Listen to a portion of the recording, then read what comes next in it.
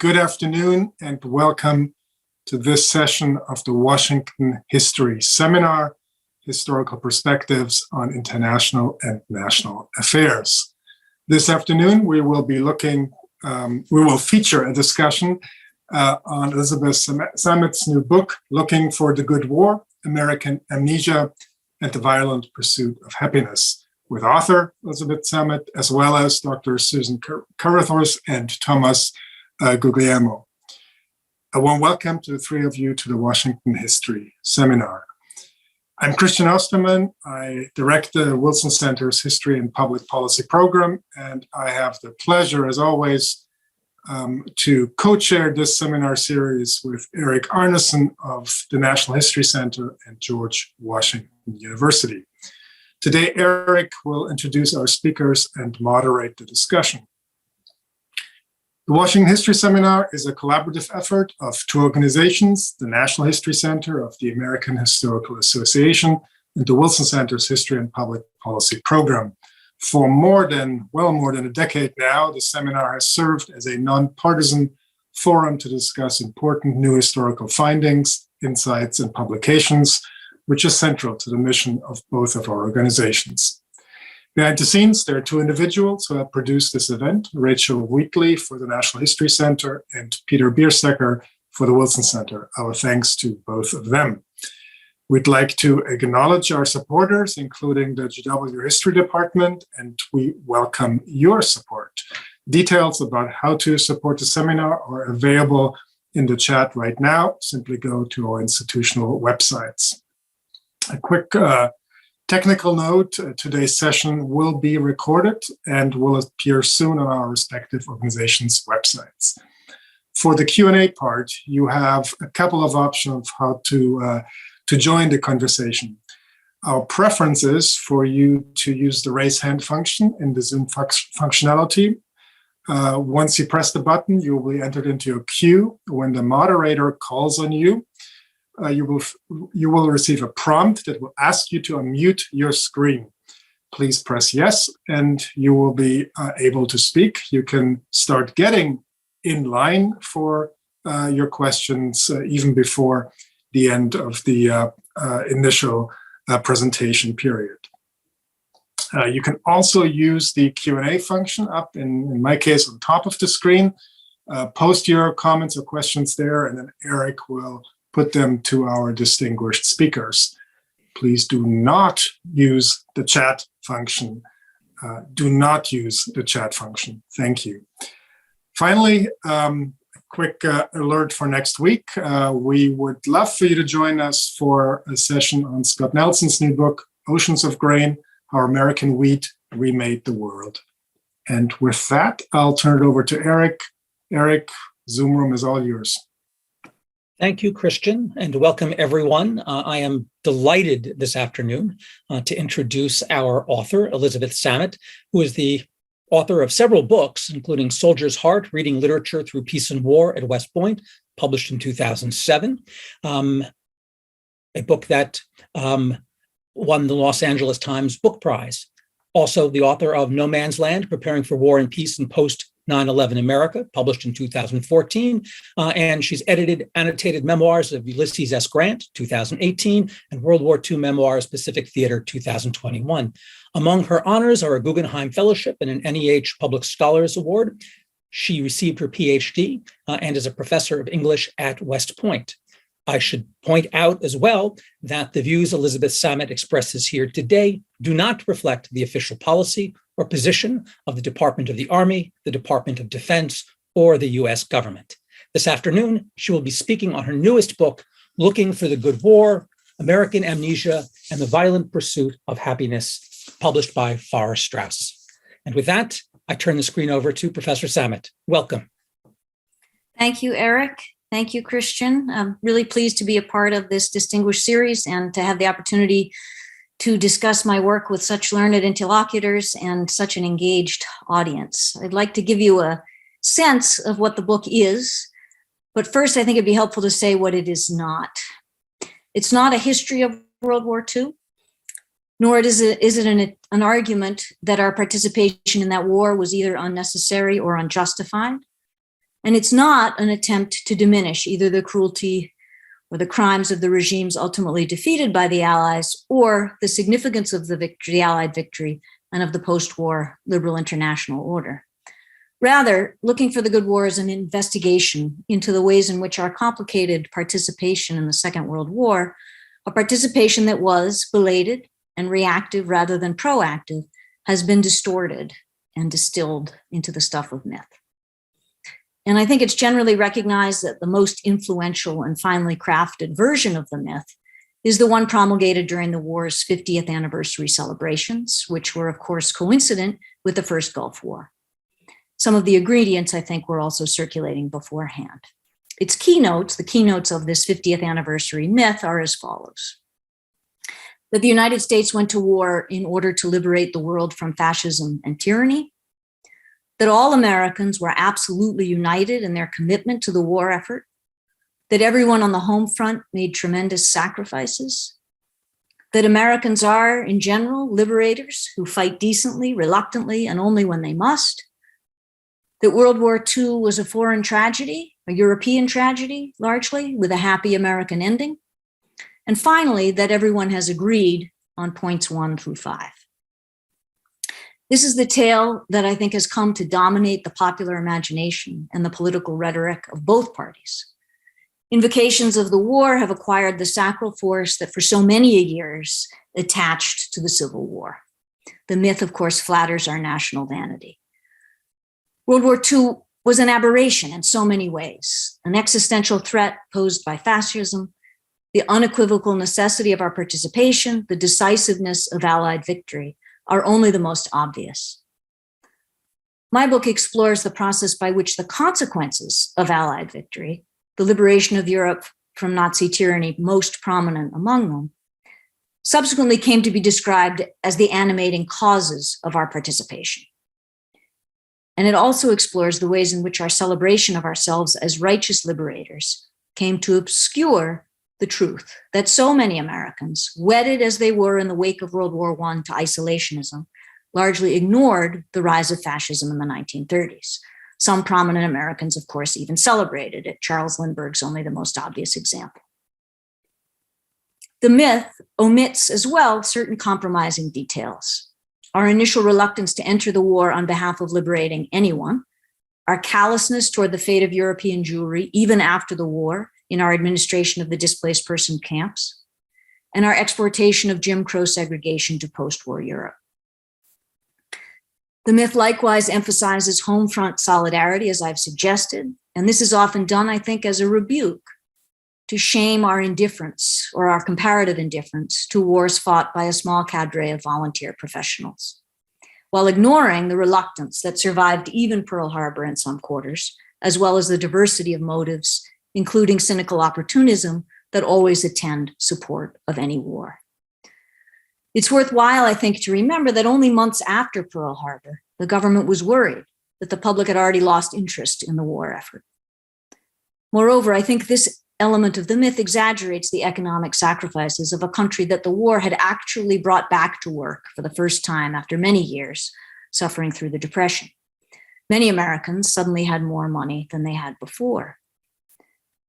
This extraordinary instance of American military might leading to the liberation of so many gave rise to a faith that whenever we employ violence around the world, it will be met with the world's gratitude and that it will yield a similar result. And that if it doesn't, it's somehow not our fault. I think the myth turns American violence into a special case, and this is arguably the most dangerous part about it. Its brutality almost miraculously mitigated by national temperament. The myth insists that war, at least when we prosecute it, is not a tragedy, but a comedy. And I mean that in the rich literary sense of comedy, as a plot that eventually restores order to chaos, sorts out the winners and losers, enlarges the circle of justice, and thereby declares victory. This is, I think, a symptom of what Reinhold Niebuhr recognized in the 1950s as an American tendency to regard tragedy itself, like feudalism, like fascism, as European. It also passes over, I think, one of the most crucial senses in which World War II was unique, its scale and mode of destruction. In the firebombing of German and Japanese cities, and finally in the explosion of the atom bombs over Hiroshima and Nagasaki, war became not simply exceptional destruction, but prospective global annihilation. Our tragic post-war mistake has been in thinking that the consequences of World War II could somehow be endlessly duplicated. Over the years, we've developed a capacity to be surprised when American military might does not establish, as it once helped to do, a new world. 20 years of war in Iraq and Afghanistan, invasion, occupation, and fitful nation building have little to show for them now, except the waste of lives, treasure, and the world's goodwill. It is a cruel and particular irony, I think, that a country, the imagination of which has always been so closely bound to the future, to the seductive dream of beginning anew, now finds itself in the position of hoping that history will somehow repeat itself. To take just one example, a faith in the link between American violence and deliverance, or a cynical appeal to others' faith in that, together with the assumptions that when Americans fight, they fight for liberty, clearly animated the global war on terror. One can hear it most explicitly in President George W. Bush's declaration of victory on the decks of the USS Abraham Lincoln in 2003. And he said then, "In this battle, we have fought for the cause of liberty and for the peace of the world. And wherever you go," here he's talking to the assembled sailors, "you carry a message of hope, a message that is ancient and ever new. In the words of the prophet Isaiah," he concluded, "to the captives come out, and to those in darkness be free." There are many other examples that you can find. Finally, I think the myth demands a special kind of amnesia by insisting that everyone has always thought this way about World War II. In truth, of course, there have been contrarian voices from the very beginning, but we have been reluctant to reckon with the stakes of their critiques. And I'm talking here not about the America Firsters and the other isolationists of the period or thereafter, those who continued to think even after the war that we would have been somehow better off remaining neutral, but instead about those thinkers, writers, and artists who seem able to resist twin seductions, as I think of them, sentimentality and certitude, those who find in coolness, reason, and ambivalence a way of understanding their country and illuminating its fault lines. And so in the book, I explore the diversity of attitudes toward the war as they evolved over the decades, individual and corporate, some expressed directly, others obliquely, from full-throated patriotic fairy tales to remorseless satire. In addition to eyewitness reportage of Martha Gellhorn, Ernie Pyle, A.J. Liebling, John Hersey, and others, I examine the works of later journalists, historians, and commentators, including Niebuhr, Studs Terkel. He's extremely important, I think, in understanding the complexity of attitudes toward World War II. James Baldwin, Joan Didion, Stephen Ambrose, and Tom Brokaw.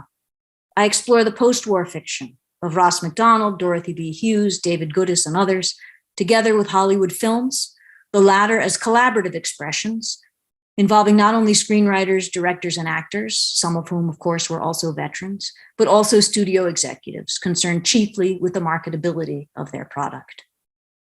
All of them told a very different story about World War II, especially in film noir and the Western. I'm especially concerned with those observers who express doubt or confusion, who ask questions or otherwise complicate our picture of the war, for they illuminate at once the power and the perils of myth-making. And their work suggests that there are many other ways to understand and to tell the national story.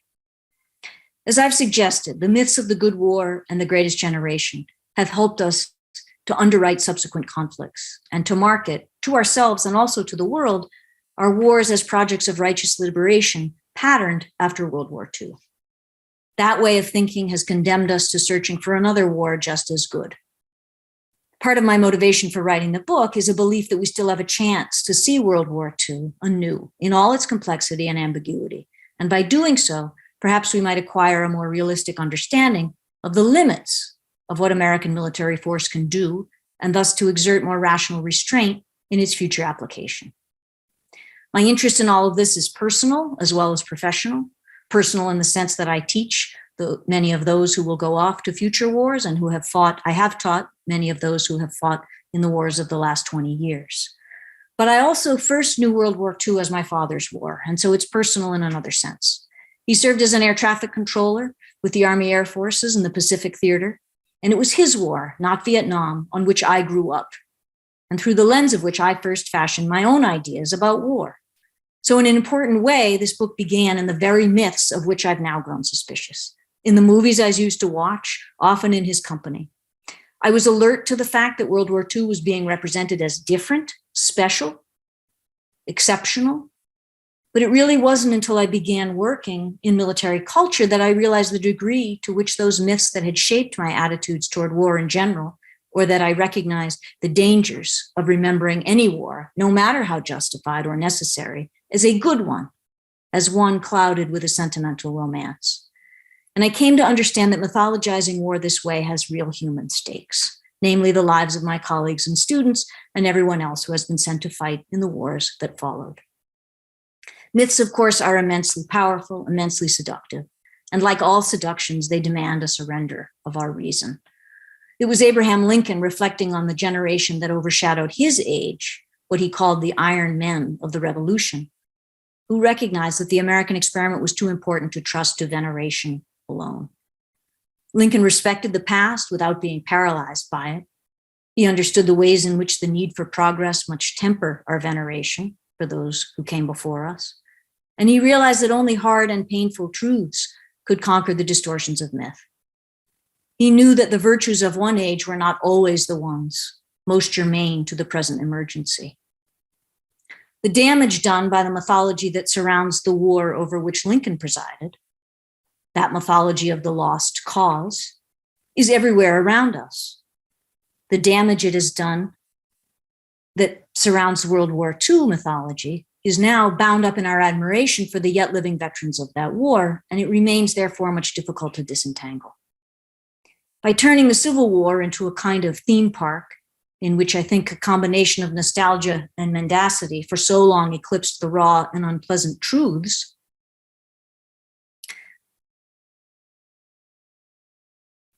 in particular, the truth that one army fought and lost a battle for the liberty to enslave other human beings, while the other, full of imperfect men fighting for a variety of motives, secured the emancipation of those human beings, and thereby preserved a political experiment underwritten by the idea of equality.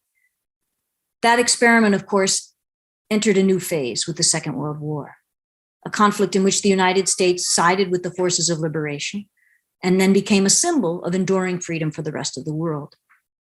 This would become a triumphalist narrative, perhaps ultimately most persuasive to Americans themselves. The countries the United States helped to liberate and subsequently occupied inevitably tired of it before we did. I think we're finally beginning to see the damage done by allowing the distortions of Civil War memory to take shape in statue, song, story, and monument. And we are emerging slowly and painfully, as the last several years have shown, from the weight of this memorialization. World War II is half as old as the Civil War, and we remain deeply enthralled by its romance.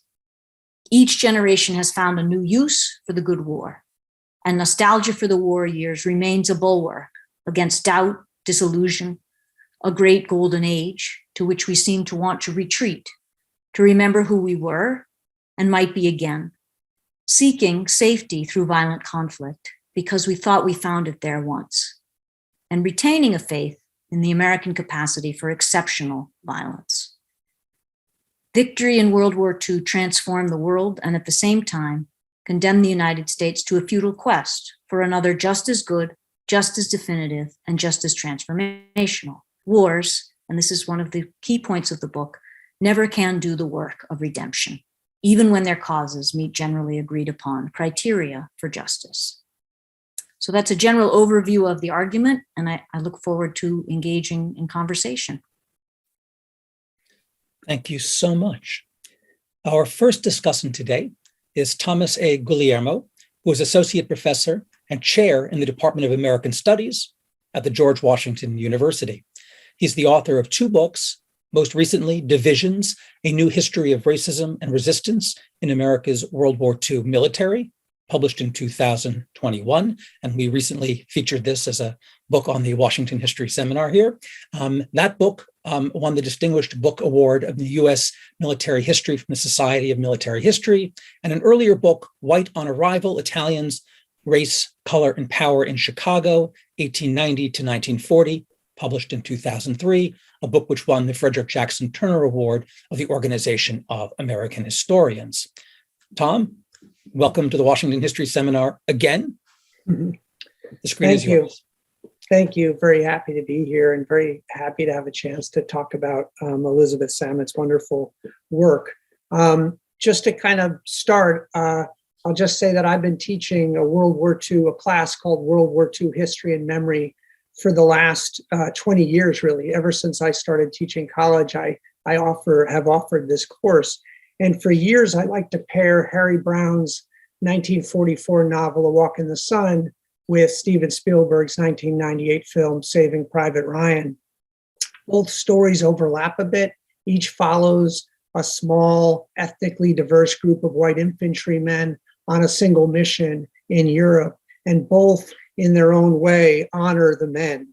But the differences between these two texts are far more interesting and instructive, in my view. In contrast to Saving Private Ryan, A Walk in the Sun has no literal or figurative flag waving, no Hollywood heroics, no clear connections to epic, familiar battles, no big coherent picture of war, and no tidy resolution. When Harry Brown's novel went out of print some years ago, I subbed in other wartime bestsellers like Bill Malden's Up Front and Ernie Pyle's Brave Men. And the contrast between those books and Saving Private Ryan was similarly stark and revealing. And in these pairings between Saving Private Ryan, and of course we could sub in other examples of this kind of more contemporary mythologization of World War II. But when you pair those kinds of texts with wartime texts, you can glimpse just a few of Professor Samet's key claims in looking for a good war.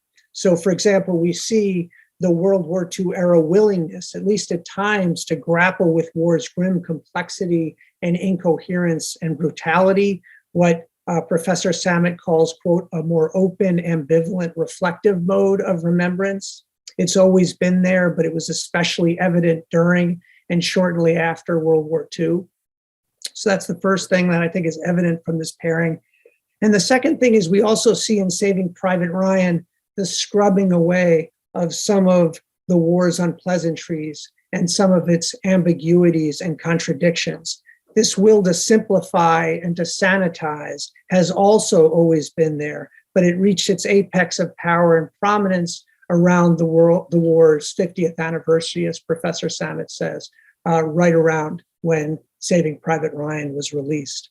So all this to say that Professor Samet's smart and engaging book really spoke to me. I found myself madly scribbling in the margins. Yes, thank you, exactly right. I'm convinced, for example, that as she writes, quote, World War II remembrance continues to distort the country's past and thus to obstruct the realization of a more expansive future, end of quote. I'm convinced that World War II in particular, quote, left behind the dangerous and seemingly indestructible fantasy that our military intervention will naturally produce good, end of quote. This is what Tony Judt, by the way, referred to as America's lethal delusion that, quote, war works. I'm convinced that in Professor Samet's incisive formulation, quote, it's impossible to fight one war at a time. That is, ideas about previous wars shadow and shape perception and policy regarding subsequent ones. This argument seems poignantly apt today with Zelensky, Putin, American leaders, and others all understanding the war in Ukraine, at least in part, through the lens of World War II.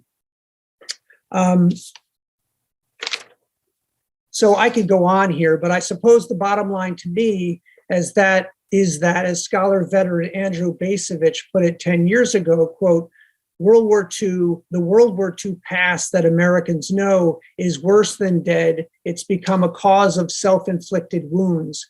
We need to kick down the doors of World War II as the moral memory place. We need to let in some fresh air. And it seems to me that's precisely what Professor Samet's important book helps us to do. As for questions for Professor Samet, all good books raise them, so I'll mention three here.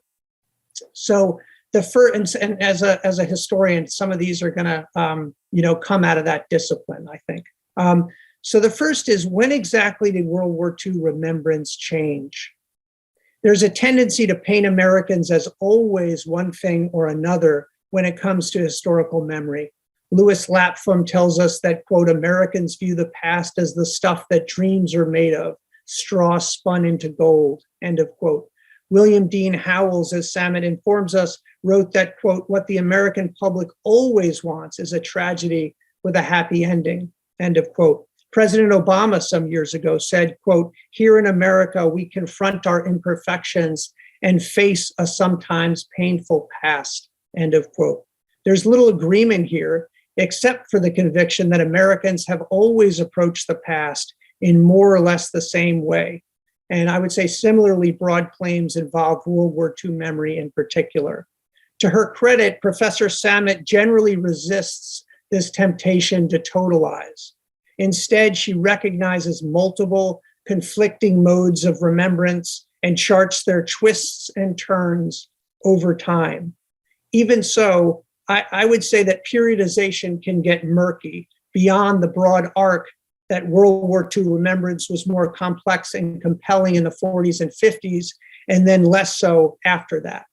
And I think this murkiness stems in part from the fact that we get deep dives into wartime, post-war, and to a lesser extent, 1990s culture, but treatment of other periods tends towards the impressionistic. So my question, how should we periodize this messy, cacophonous, polyvocal thing called American World War II remembrance? And relatedly, how can we measure, even approximately, the relative power and prominence of one strain of remembrance versus another? So I'll give you an example. Saving Private Ryan is the highest grossing World War II film of all time, at least in the US, I think. Whereas, as I mentioned, Harry Brown's novel is out of print. So that's kind of one way to measure it, right? Or Tom Brokaw's Greatest Generation, I looked, has 1,700 reviews on Amazon. Gerald Linderman's fascinating, unsparing look at America's World War II combat infantrymen and their experiences, published around the same time, has 17.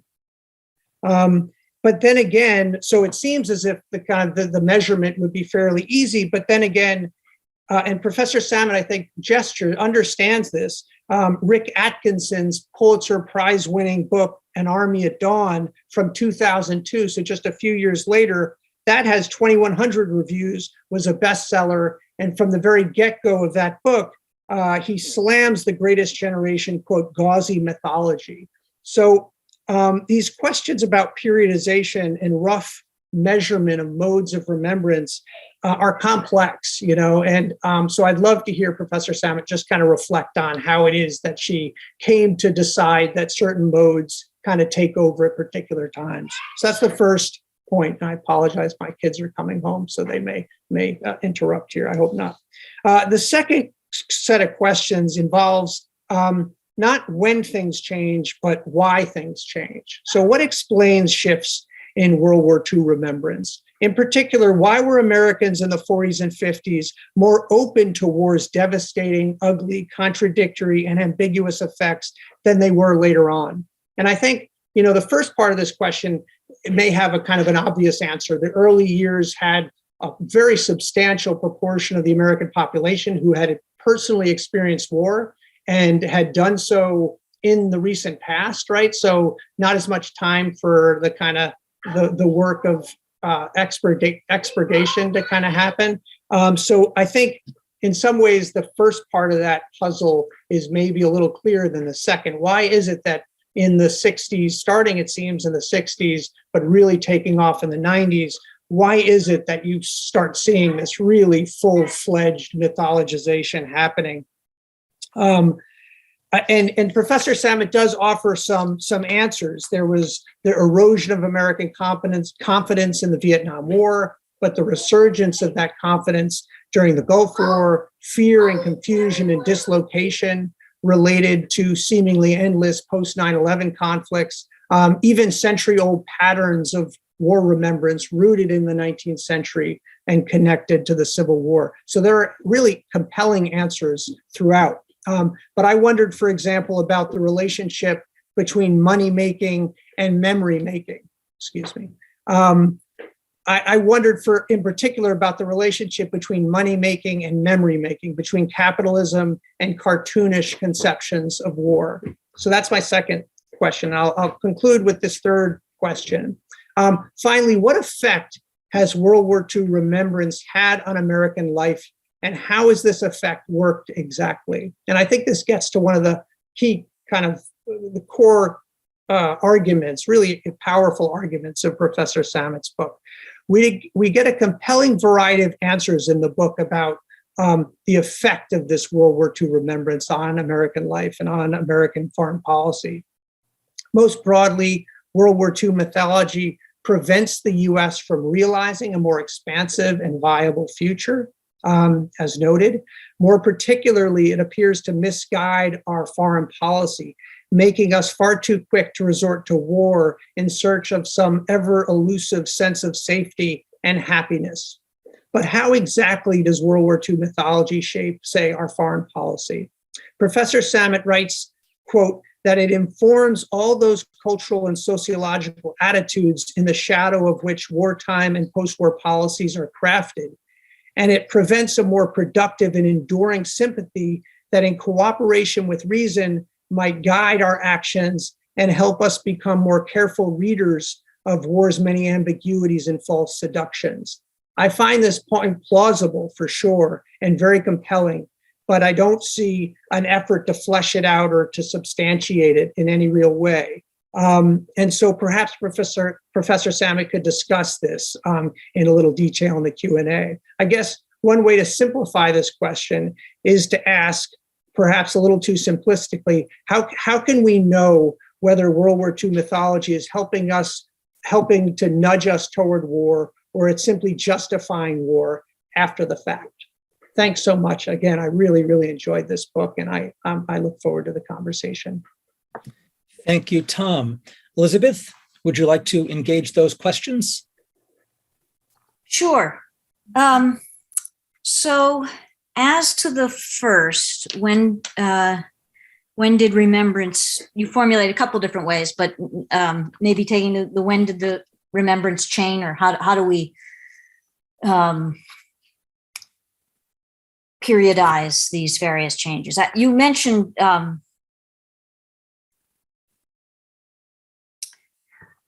so I guess, how do we know what is transcendent and what version of the myth is transcendent and when?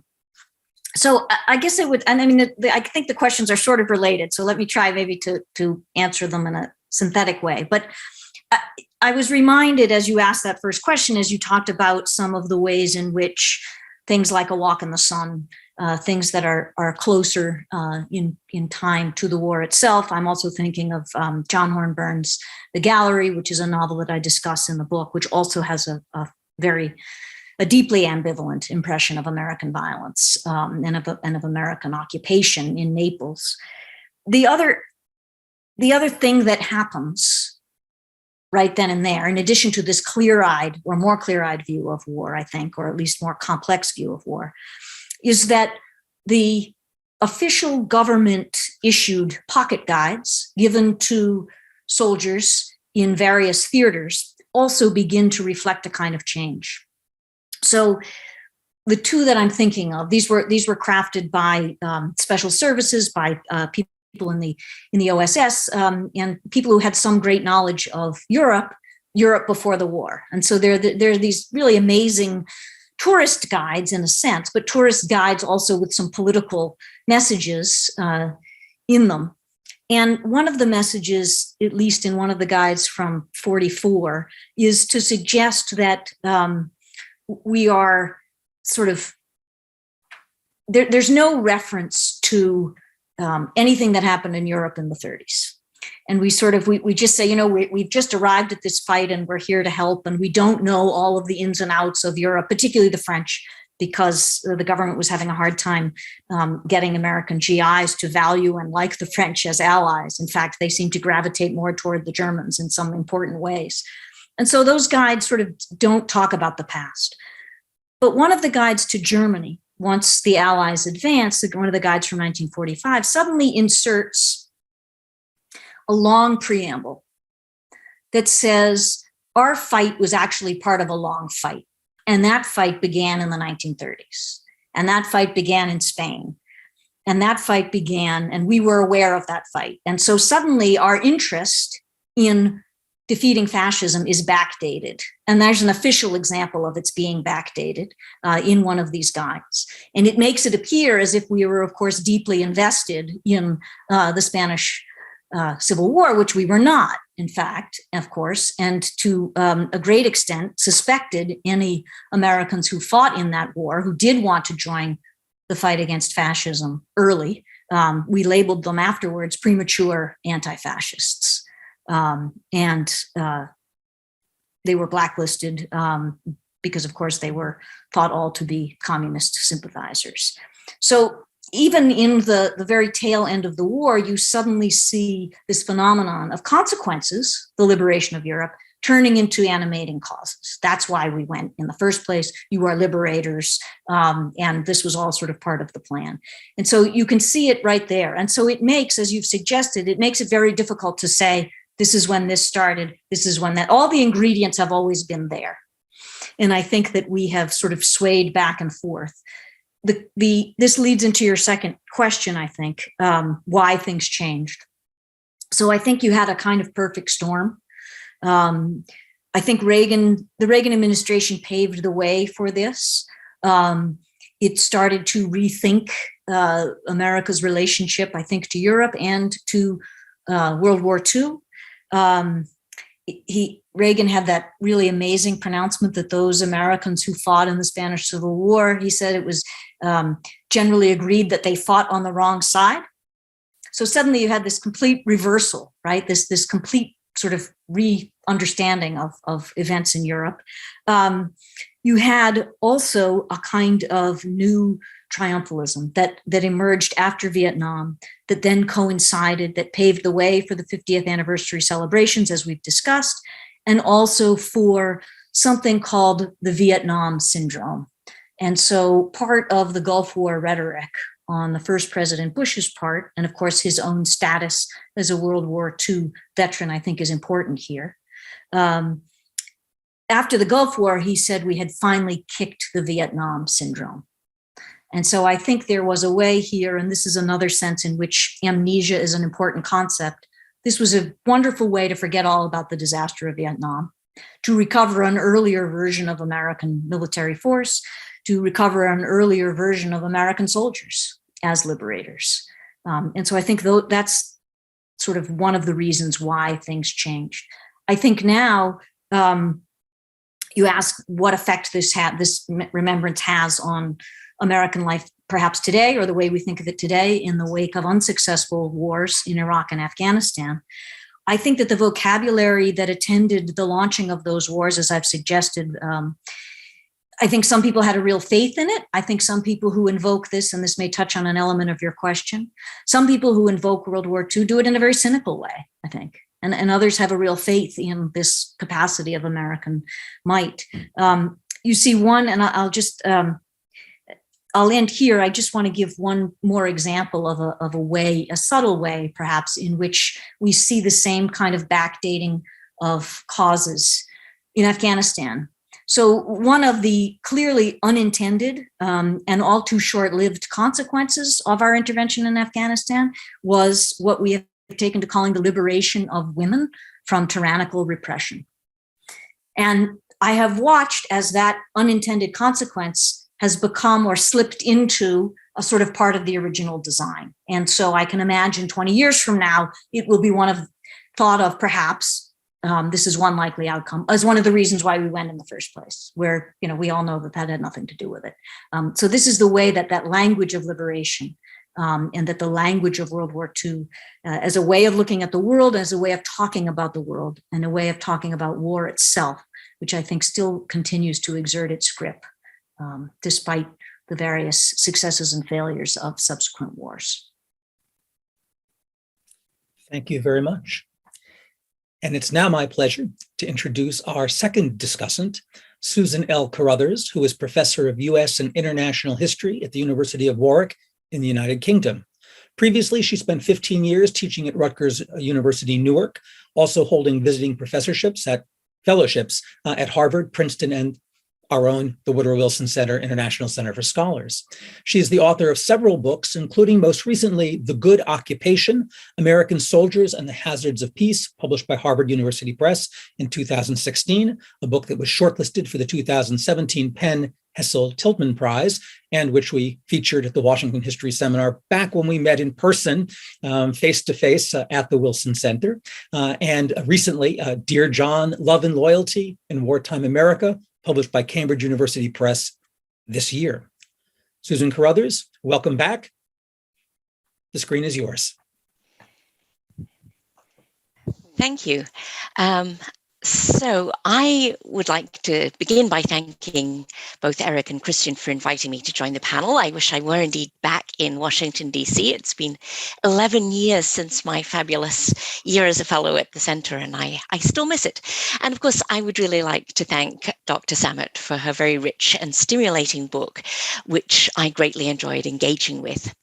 So Looking for the Good War probes a consequential paradox, that the older and sparser the generation of Americans who fought World War II grew, the more immature and juvenile US understandings of that war became, stripped of the nuanced complexity and ambivalence with which citizens in the 1940s entered into, prosecuted, and processed that war, as we have just been hearing.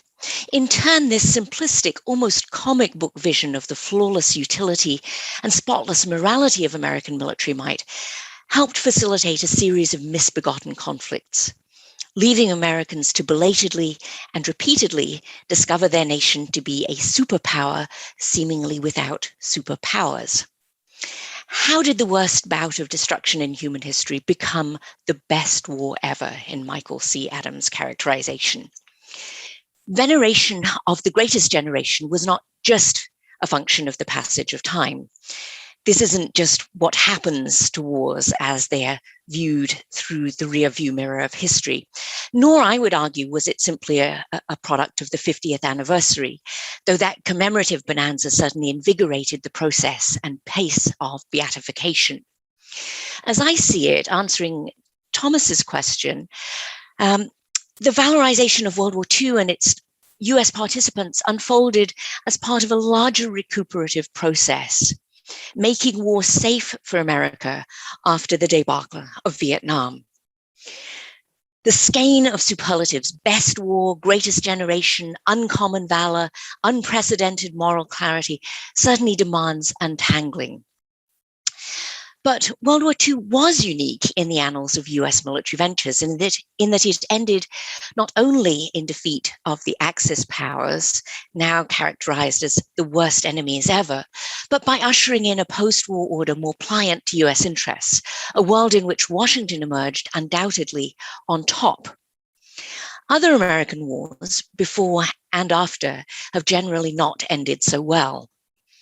The Civil War eliminated chattel slavery, but military occupation over the unregenerate South, half-heartedly executed, prematurely terminated, didn't extirpate white supremacism or deliver the 40 acres and a mule that would have allowed formerly enslaved people to escape conditions of labor tenancy that often looked and felt quite a lot like bondage. World War I, the Great War, manifestly did not make the world safe for democracy, or there'd have been no World War II. The Korean War ended in stalemate, with the peninsula divided across the 38th parallel, almost exactly as it had been in 1950, but with around 3 million fewer Koreans inhabiting it. Nixon's peace with honor in Vietnam was palpably a defeat by any other name, as the country's reunification under Hanoi's leadership in 1975 made abundantly clear. Likewise, who could possibly argue that long years of US operations in Iraq and Afghanistan have yielded anything positive for either America or the people of those shattered countries? If it's hard to win wars, it's even harder to win the peace. Part of the aura of virtue around the Good War derives, I would argue, from the Pax Americana forged in its wake. Indeed, I'd suggest that we can't thoroughly appreciate the utility of the good war to preemptive legitimation of America's later wars of choice without reference to its sequel, the trope that I term the good occupation. This mythos, too, took time and a good deal of wishful projection to coalesce. While the occupations of Germany and Japan, to say nothing of the forgotten occupations of Korea, Austria, and Italy, were in progress, American headlines often lamented the fact or imminent likelihood that the US was, quote, losing the peace in Europe and Asia. As many journalists saw it, too many Nazis had evaded the dragnet of denazification. Too many Japanese industrialists remained at the head of the Zaibatsu. Meanwhile, American occupation soldiers, members of what would become the greatest generation, or their slightly younger siblings, were roundly decried for boorish bad behavior overseas, or outright larceny, venality, and venereality. If, as Dr. Samet points out, the Americans who fought World War II were conjured in military guidebooks as tourists and consumers of both material goods and female bodies, these tendencies were even more pronounced among occupation personnel, who found many acquisitive ways to occupy their otherwise idle hours presiding over defeated populations who showed few signs of resistance or recidivism. US social critics and senior commanders alike lambasted the deficiencies of this generation, of whom it's worth recalling now, stunningly, given how this trope has coalesced of the greatest generation, around 3 million young American men were deemed unfit to serve for various reasons. And among those who did pass muster, so-called neuropsychiatric cases were alarmingly common in the eyes of the military psychiatric profession, who were uniformly scathing in many cases about the young men that they saw both in the war and in its aftermath. For their part, occupation soldiers were often bitter in their denunciation of the military, an institution that had stolen their time and paused their young lives at a particularly inopportune moment on the cusp of adulthood. And that sense of grievance helped legitimate their acting out. Only later then did roseate visions of the good occupation take hold, thanks in part to comedic Hollywood movies like Tea House of the August Moon and the Elvis vehicle GI Blues.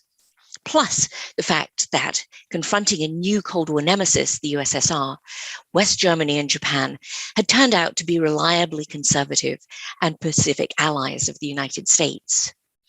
To my way of thinking, it was the good occupation, every bit as much as the good war, that George W. Bush, Condoleezza Rice, Dick Cheney, and neoconservative advocates of Iraq's extreme makeover invoked to build support for Operation Iraqi Freedom in the 6-month run-up to its launch in March 2003. Joyful Iraqis would, they insisted, greet US liberators with sweets and flowers, even though leading historians and the CIA warned that the conditions of possibility for transformative occupation in 1945 owed more to the totality of Germans and Japanese defeat after long years of ruinous all-out war than the efficacy of US occupation policies. So turning now to conclude to questions, to me, the largest issue broached by Dr. Samet's book is what kinds of war stories we should be telling. And I want first to perhaps probe for a moment that the book is couched very often in the first person plural, and perhaps I can sort of wrap myself inside that as both a long-term resident of the United States, but also now and always a citizen of an allied country that has its own pronounced good war mythos. But should we, in fact, be telling stories about the war, what's gained and what's lost in so doing? And I want to answer my own question about what kinds of war stories we should be telling in the interests of trying to avoid misbegotten conflicts with 4 propositions that I would very, very much like to hear Dr. Samet's views on. So firstly, it seems to me we need better accounts of why the US fights rather than how it fights. And as I see it, the reasons for this aren't capricious, avenging Pearl Harbor, or inadvertent, sleepwalking into war, but they're integral to the United States' pursuit of global dominance in the 20th and 21st century. Secondly, the book talks, and earlier on you talked quite a bit about tragedy, and you twinned that with comedy, how Niebuhr has suggested that tragedy was a particularly European mode of encountering the world and narrating it. But it seems to me that tragedy has emerged as a dominant mode of emplotment for US war stories. It's striking how often the predictably dismal outcomes of America's bad, forgotten, and forever wars are ascribed to hubris or some other national character flaw that inexorably stymies the tragic hero. Authors, academics, and cultural producers of rather different political stripes have shared a tendency to frame US foreign policy and war making as tragic, from William Appleman Williams' classic The Tragedy of American Diplomacy to Ken Burns' pathetic conclusion to his Vietnam series. Tragedy, it seems to me, obviates the need for more probing critique. In this tragic mode of telling, everybody seemingly meant well, everybody suffered, everyone was war's victim. To me, we would do better to recapture the moral urgency and fury of Dr. Martin Luther King's critique, blisteringly delivered almost 55 years ago to the day in Beyond Vietnam, A Time to Break Silence, in which he decried the Vietnam War not as a tragedy so much as an abomination. The world now demands a maturity of America that we may not be able to achieve, King prophetically announced. I continue with the quotation. When machines and computers, profit motives, and property rights are considered more important than people, the giant triplets of racism, extreme materialism, and militarism are incapable of being conquered. Thirdly, it seems to me, we need to remember an American counter-tradition, to which King, of course, belonged, of anti-militarism and anti-imperialism, a tradition to which veterans have often made prominent contributions. Finally, my fourth proposition is that we should pay more attention to them. In other words, those on the other side of US wars.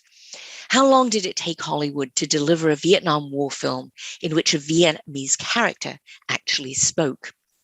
Answer, we were soldiers in 2002. How long will it be before we encounter more empathetic accounts of Iraqis and Afghans' war experiences? We seem invariably much more willing to contemplate others' suffering in other people's wars, as is currently the case in Ukraine, than in wars that we have chosen to launch. Thank you. Thank you, Susan. Elizabeth, response? If I could take the last point first, we do seem, I think, far more attuned, and I'm using the we again here. I would say that the media, American people are far more attuned to the suffering of Ukrainians right now than they ever were in the last 20 years. So that I think people talk about now the world looking at war. We have been sort of trying not to look at war for the last 20 years. I think that feeds into your point about tragedy and comedy, as I understand it. I guess I would say, so the recommendation is not, I think, or the solution is not to recast these events as tragedy, because I think tragedy is as neat and literary and conclusive as comedy in its own way. I think that you're right, focusing on these things as tragedy, centering on hubris, does completely ignore the people at the other end of that violence that we inflict. And I do think that the problem is in searching for that very neatness, that the real question is World War II looked at in a particular way, had a conclusion of sorts. That requires, I realize, and no one knows this better than you, Susan, this requires reading the occupation in a very particular way, reading it as a good occupation. But I think that this sense of a punctuation mark, which has condemned us to keep looking for those punctuation marks. For the last 20 years, we were searching for punctuation marks. Bush thought he had found one when he landed on the decks of the Lincoln. We thought that we had found one when with Saddam Hussein. We thought that we had found one with the death of Osama bin Laden. And each of these proved false and elusive, because I think we have been committed to viewing war in a very literary way. And that's part of my desire to talk about this as a comedy, in the sense, comedy and tragedy, in the sense that we view these things in a very theatrical way. Of course, war and theater are intimately bound up in linguistic and other ways. But it is this false sense that wars can achieve clear and fixed ends. It's the same seduction that a soldier in battle might feel about the decisive battle, right? That if only we had the decisive battle that would end the war. And we know all the various strategic plans that have gone awry because there was no such strategic decisive battle to be won. And so I guess I would suggest that instead of that, I'm not arguing that we replace this comic vision of war with a tragic one, but that we recognize them both as deceptive in the neatness of their conclusions, deceptive in the sense that even when we end a war with a treaty or with a victory or a defeat, that it goes on. It goes on in the form of no-fly zones. It goes on in the form of lingering resentments, always threatening to break out again. And so this requires us to think about wars in a very different way. Thank you. We are now opening up the discussion to those patiently waiting in the audience. We have a number of hands up and we have a number of questions in the Q&A. But if you're not one of those people and you wish to pose a question, either raise a hand or write a question in the question and answer function on Zoom. Our first hand up is that of Stephen Shore, who has been patiently waiting. Stephen, if you would unmute yourself, you may pose a question. My question is, it was an excellent presentation, but the one aspect that arguably compromised the goodness of the good war was the essential alliance with the Soviet Union, and we had at the where the number of German casualties easily dwarfed that of American and England combined in the entire war. I think in the Battle of Kursk, more Germans were casualties were greater than American and British casualties for the whole 6-year period. But it involves certain moral compromises, keeping silent about the Red Army raping its way westward, about agreeing to deport people who Stalin wanted, who had no role in collaboration, and that American historians, both left and right, have tended to keep silent about the war of that the essential need for the alliance with the Soviet Union. And my second question, which really would have involved a wholly different book, is how is the continuing treatment of what the Russians called the Great Patriotic War any different from what we Americans have done with our war, at least in the European theater? Thank you. Elizabeth. Well, I guess in answer, I'll take the first question, and then maybe Tom and Susan want to jump in as well. But I would say that from the first, that alliance was a very difficult one to assimilate into this vision of the war. And I think that largely, as you suggested in your question, the solution to that was often to ignore it or to minimize it. And then, of course, by the time we got to the post-war world and to the division of the world into two very different camps in the Cold War, then that sort of opposition eclipsed any sort, the alliance became, I think, a source of great confusion and embarrassment. How do we fit this into a narrative? And so I think the Cold War eclipsed that almost entirely. That isn't to say that historians haven't treated it, but I think it was always an inconvenient element of the war. Sonia Michelle has her hand up. If you would unmute and pose a question. Thank you. I will begin with some commiseration. This is probably not the best time in history to be publishing a book that criticizes the myth of the good war, given what's going on in Ukraine. It's a little hard to wrap your mind around that, given what we are seeing in the media. And I don't think that the myth of the good war, insofar as it exists, is really clouding our thinking about that so much. Rather, I think what's probably retarding our participation is another myth, which I think is equally compelling, and that is the myth of Vietnam, what you referred to, what you dismissed as the Vietnam syndrome.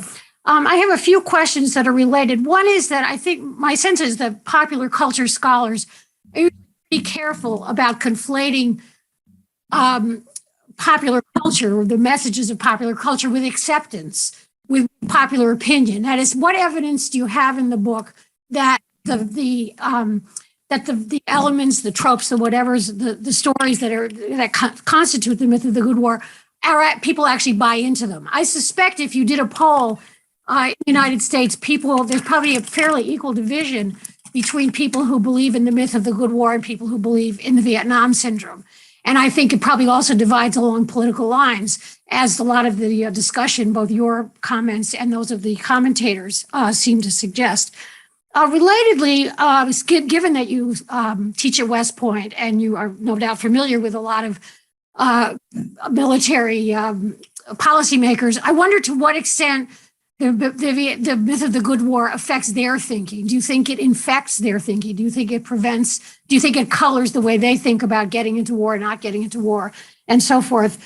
And then finally, it seems to me that the upshot of your argument is to wind up in another equally misleading and equally totalizing, and also the other comments also feed into that. An equally misleading and totalizing generalization. In other words, that war is never good, that it's never necessary. In other words, total pacifism. And I just wonder whether that is where you end up. Thank you. Thank you, Sonia. Elizabeth. So there's at least 3 questions there. Let me try to capture as many as I can. As to the last point, this is not an argument for pacifism. I think that wars have sometimes been necessary. I never think they're good, however. I think there's a big difference there. And I never think they are to be wished for. In terms of the comment about the clarification, I guess, about the Vietnam syndrome, I didn't dismiss it. It's not my term. In that case, I was quoting the first President Bush. He was not the only one who called it the Vietnam syndrome, but it was a feeling, a defeatist feeling that emerged after the Vietnam War that I think he and many others viewed as something that could be gotten over, that we could return to a past that was more flattering to us. So that was his term, and he was the one who suggested that the Gulf War had kicked the Vietnam syndrome for good, that we wouldn't have to wallow in that feeling anymore. As to the question of evidence for popular feeling, I think it's in a lot of different places. I don't know that I have time to go through all of them, but I'll give one example. Studies of the ideological commitments of soldiers in different wars. And studies done by the U.S. Army War College have suggested that the ideological commitments of the volunteers in Iraq and Afghanistan were much stronger, in fact, than those of World War II soldiers themselves, many of whom were draftees, many of whom there were studies done at the time, government studies done at the time. One example is how many of the of military personnel knew some number or all 4 of the 4 freedoms, and which they were ostensibly fighting for. And the results were pretty dismal. And so the ideological commitment that we have now sort of put on those soldiers is in fact backdating. And in fact, soldiers of more recent wars have been revealed by studies to have a greater ideological commitment. So I hope that that's maybe just one example of the kind of shifts that have gone on. I hope I answered most of those questions. Thank you. Glenna Matthews has a hand up. Please unmute and join the conversation. Yes, excuse me. 20 years ago, I had a Fulbright to teach American history in Moscow at Moscow University, and it made me very sensitive to the, certainly there's a lot of mythologizing around the Great Patriotic War, but the sheer loss of life by the Soviet Union, the sheer amount of sacrifice is so palpably part of their thinking. And I have found that most people I talk to, reasonably well-educated people, unless they're historians, don't have any notion that the Soviet Union lost 27 million people. And I wonder, in your research, have you seen fluctuations? I mean, I really like the first questioner's point about, the havoc as the Soviet Union advanced, but and the moral ambiguities of having them as allies. But in point of fact, they did sacrifice tremendously. And I think the myth of the American good war obscures the sacrifice by the Soviet Union as well as, other countries.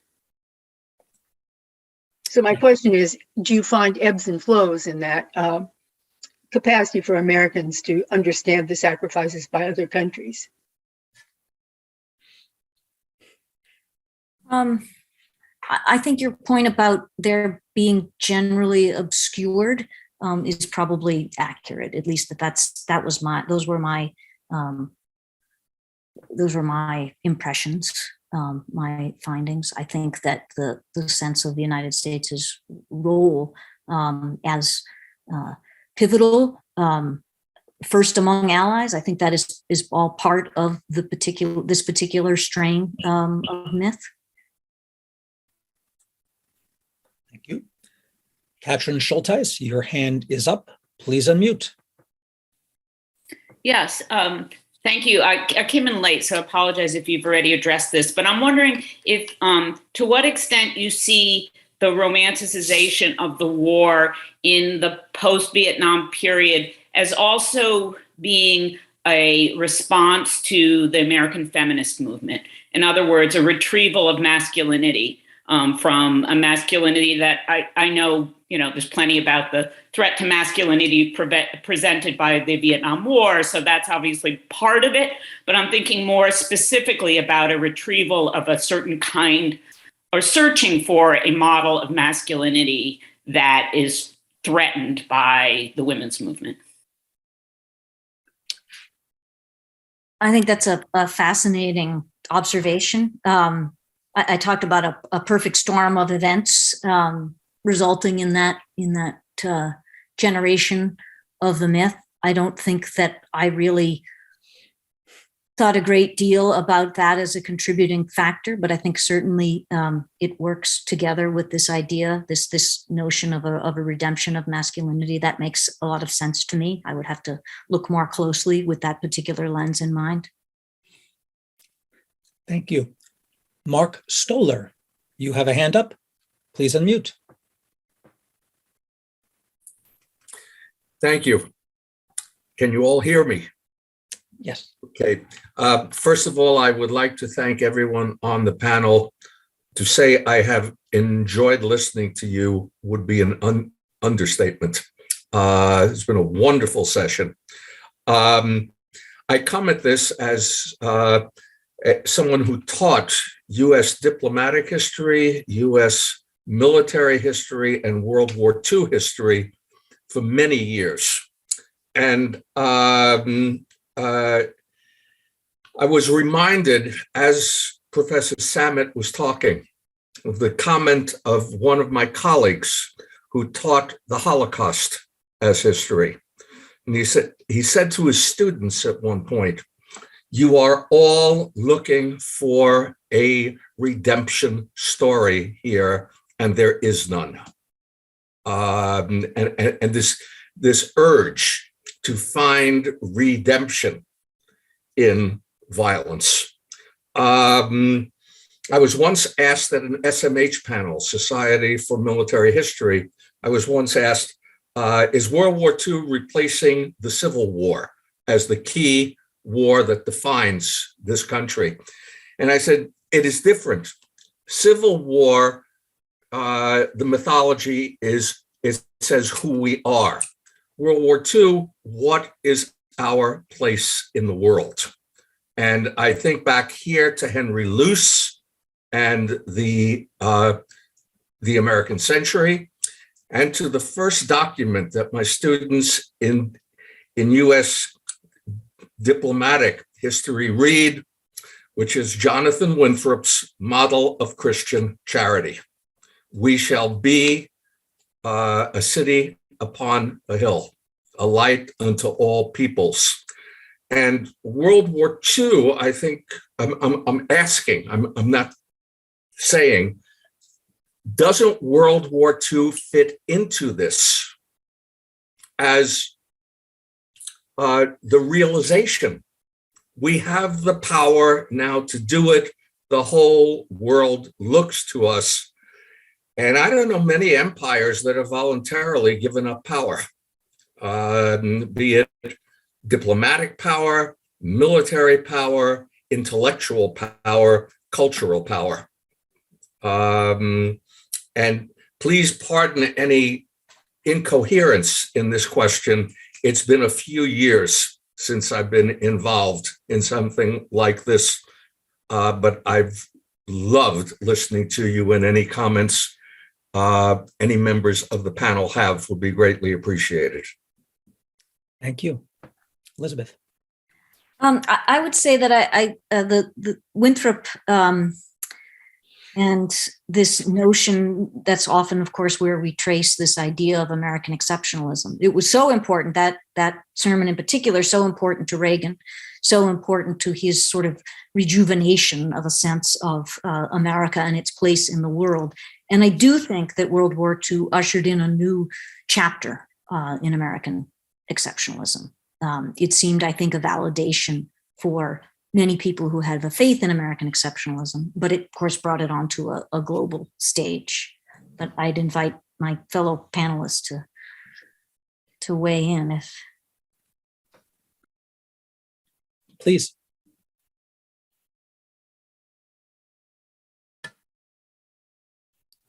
I'm not sure I have too much more to add. It's such a big subject, and but I do just want to note that Professor Samet does discuss the kind of history of American exceptionalism and the ways in which World War II, or the mythologies around World War II, greatly revive that tradition. Thank you. James Grossman has a hand up. Jim, you know the routine. Unmute. Yes. Speaking of big subjects, so I'm interested here in the murky relationship between history and memory, which thus far the panel, I think, kind of just slid over here a little bit. And the reference to Civil War memory that Professor Samet started with, in fact, it's a historian of Civil War memory who once said that memory always trumps history. And I think in many cases, memory trumps history when it's a memory that we like, and history trumps memory when we're talking about people that we don't like. But with war, it's very hard to be a historian and contradict memory, because the memory of veterans is somehow sacrosanct, I think. And that's what you're doing in this book. But I would love to hear a little bit about what the conversation you've had helps us to think about the difference between and the relationship between history and memory, especially with something as central to the last century as World War II. Thanks, Jim. Well, I would say, with regard to memory, and I think you've implied it in the question, the first thing we have to deal with is its notorious unreliability. And also, I think, and you can see this sometimes when you have revised versions of a war story, that the story told immediately after the battle changes and then changes again as it's retold. I found this frequently in my work with Grant and his memoirs, looking, for example, at letters from the time and then later versions of the same story, and that certainly can change. You also raise the issue of what we might also call a kind of exceptionalism in terms of soldiers' memories, that we are very reluctant. That is one sphere of human activity. There are others, but maybe that's one of the most obvious, where many want to defer always to those who were in the midst of the experience. But as we know, no two accounts of the same engagement, the same battle, the same war are the same. And so I think we have to recognize that that multiplicity is built into memory itself, and that changeability and that fragility is really built into memory. I did like the point about, the idea that those memories survive that give us, I'm paraphrasing here, but the ones we like preserve, and then history triumphs when we don't like, I suppose, the different memories that have evolved. So let me ask a different version of the memory question. I'm too young to have lived through the Second World War, so I have no actual memory of it. But memories are created and implanted by many of the works that you talk about in this very, very rich book. And so for contemporary audiences, people like Stephen Ambrose, Spielberg, and Tom Brokaw are the creators of myth or false memories, that they implant into our head and that dominate the culture. And you spend a bit of time in the book quite effectively demolishing Stephen Ambrose, something that I very much appreciated reading as someone who is in the historical profession. But their effect still exists. But I'm wondering, how great a hold do they still have?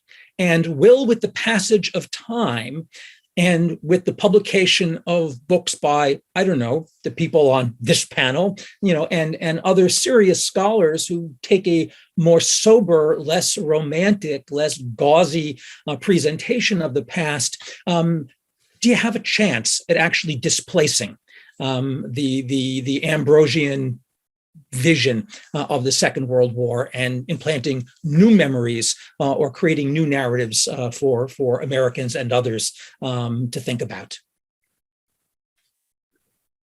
Well, I guess that is the question, right? And I don't know that I can give you an answer to it. Maybe if in a few decades you can come back to me and I'll have an answer. But I do think that memory tyrannizes in that way, that myth and memory can triumph so easily, so readily over what actually happened. And this is just sort of how we are wired, I think, to think about this. And some of that owes to self-preservation. A great deal of it owes to self-preservation. And it's very hard to sort of fight against that. And I think that the more uncomfortable, the more ambiguous, the more complicated our situation in the world becomes, there is a tendency to cling ever more tenaciously to those myths, to those memories that are, as I said, far more flattering and far more seductive to who we think we are, and who, there's an aspirational quality to this as well, right? We are disappointed. This goes back to Susan's point about tragedy, right? One of the reasons that we might tend to read these things as tragedy is that we think we are capable of so much more, right? That the promise is so much more robust than has been realized. Thank you. Dale Benedict now has a hand up. Please unmute. Thank you, and I appreciate this conversation. As a retired 38-year soldier, having been in combat and visited many of the memorials in World War II and all. What I'm wondering is, and I apologize, I haven't read your book, but listening to the conversation, you make reference to the definition of good war But I haven't seen much discussion, heard much discussion about comparing to the Walzer theory and talk about just versus unjust wars. I think this is important, especially in context as our President Biden recently denouncing Putin as a, quote, war criminal, because this becomes a critical issue as the U.S. withdrew from the World Court because we didn't want to be tagged as war criminals as well, because we claim all of our wars are just. But as we know, it all depends on the perspective. And, Putin claims his war is just. And so therefore, how can we put that into the eyes to the population? Thank you.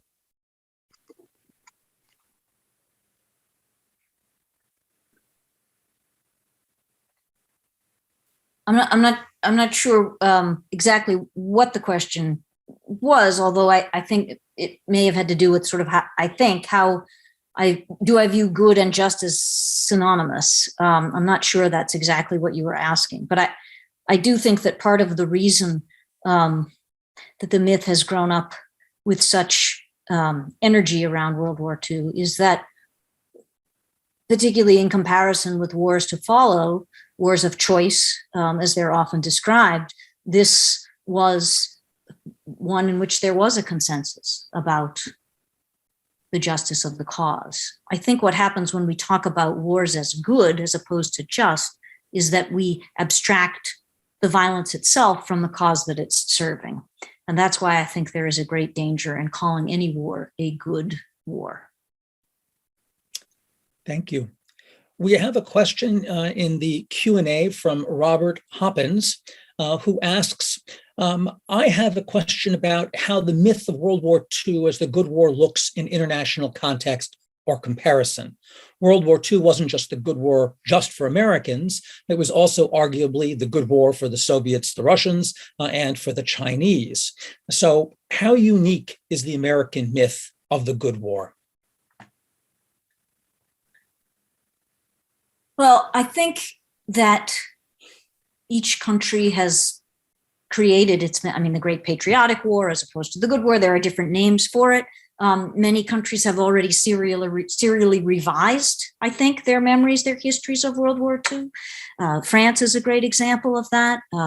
Germany, the countries have always done this. I think that it is, that the fact that we have developed a myth around the war is not unique, but that the contours of our particular myths are perhaps particular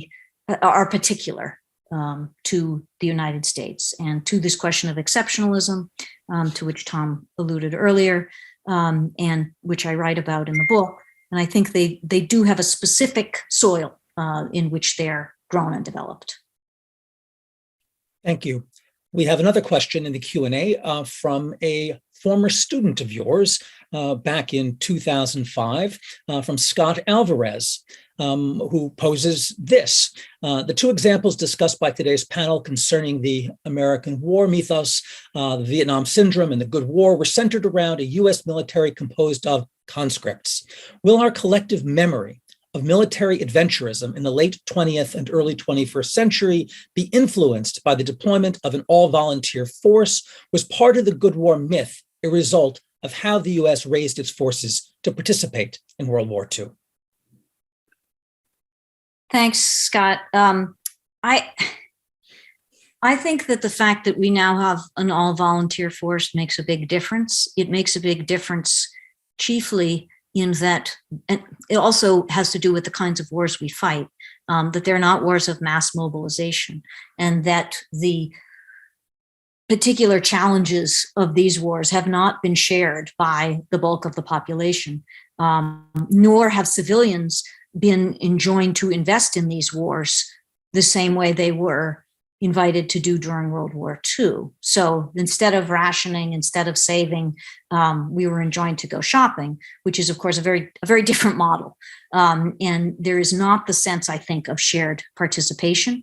And as a result, I think that the myths that will grow around these wars, as they inevitably will be different in kind, and perhaps not as totalizing in the sense that they apply to far fewer people, far less. Christian, you have a question. Sure. Thanks, Eric. Elizabeth, a question about your sources. Could you just talk, since you're at the Washington History Seminar here, historians like to talk about sources, talk a little bit about your sources. It's very rare that we feature a book that doesn't have any footnotes. So I think it's important, I think, for you to elaborate a little bit. And I wonder in that context, to what extent do you engage at all with the voluminous historiography of World War II? So I'd love some explication on that. Thank you.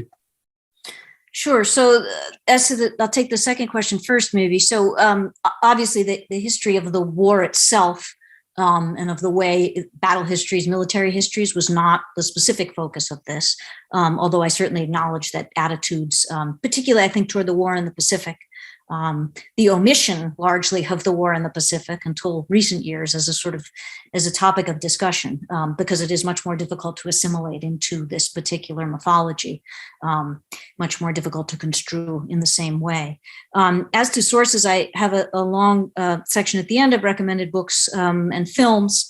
In terms of sources, they ranged from, I've mentioned a few in terms of government publications. I found of particular use not only the pocket guides that the government issued to service personnel throughout the globe, the vast sociological studies done by Stouffer and his team that were also government sponsored, journalism looking at contemporary journalism and war correspondence, also a big part of it. And then looking, as I am not a historian, very interested in looking at organs of culture, of everything from novels to film. Film plays a huge part in this, and thinking about the various ways in which those are not just shapers of opinion, but often reflections of opinion, particularly in the film industry, driven as it is. And I don't say this to in condemnation or praise, but just in fact, driven as it is by the need to make money, by box office. And so the films, I think, are often geared to what we imagine an audience will sympathize with. And so I use them in that way. How do they reflect? And again, it's never a clear sense of influence, right? I mean, I think audiences influence what is shown, and then what is shown in turn will influence an audience. So those are where many of the sources, the kind of categories or the classification of many of the sources, if that's, you may have another. That's helpful. Okay, sure. Thank you. Yep. We have two related questions about the past and the present. And Michael Masters asks if you could comment on media coverage of the Ukraine invasion and its use of World War II metaphors. And Sean Ryan asks, how might the ways the US has supported the Ukrainian war effort against the Russian invasion be interpreted in terms of the myth of the US as righteous liberator? Does President Biden's approach to the conflict represent continuity or change? So those are really complicated questions that I'm not sure I feel altogether equipped to answer as we are in the midst of all of this.